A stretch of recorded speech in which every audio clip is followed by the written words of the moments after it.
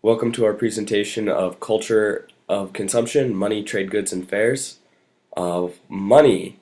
The currency of the Middle Ages was derived from the Roman Empire's denarius, or the silver penny, which would typically be an unskilled laborer or a soldier's daily wage. By the 11th century, every region was minting its own form of currency, but most of it was very similar to the denarius. The Iberian Peninsula had the maravedi, or dinero. England had the pence, and Bohemia had groschens. By the High Middle Ages, gold was more common, and Florence, being one of the merchant capitals of the world, was one of the first to mint a gold coin, the florin, which was used into the 16th century. Money is a fantastic way to make trades go smoothly, but in some instances, money is not readily available. In those instances, trades were made. Goods that were traded often or easily, or ones that fetched a high price, were called trade goods. The medieval navigators imported spices, foodstuffs, linen, Egyptian paper, pearls, perfumes, and thousands of other rare and choice articles.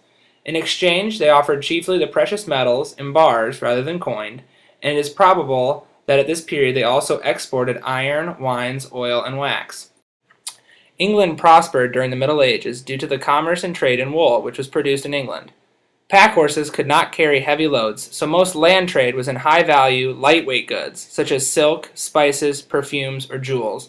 Ships, however, could carry large cargoes, and they brought to England tar, timber, furs, and rope from the Baltic, cloth and lace from Flanders, and wine and glass from the Mediterranean. Each country generally focused on the things that they were best producing. As you can see from this list, each one had something that they better produced than everyone else. This is what they used to bring to the market, and this is what they used as trade goods. Now, another good place to bring them instead of the market was what's known as trade fairs. Fairs were essentially the trade shows of today. They were usually open market areas where merchants could display their goods and advertise whatever they were wishing to sell. While most of these fairs were solely regional, a good chunk of them were international and had people and goods from all over Europe, Egypt, and the Byzantine Empire. Fairs were not just a place to sell goods, however. They were also a great place for people of different lands to mingle and communicate. Entertainment was also very common in the form of acrobats, jugglers, dancers, and actors. Perhaps some of the biggest of these medieval fairs were those held in the Champagne region of France. They were held every year, and spots to trade at in these fairs were actually booked in advance. Merchants had to pay a fee and were told when and where they could sell their goods based on the type of good they were selling. There were 6 of these fairs in the Champagne region, and they were each 6 weeks long, spaced throughout the year. Fairs held a very influential role in the shaping of a more modern Europe. They allowed people some respite from their dull routines, and also allowed different cultures to start to form together and make new ones.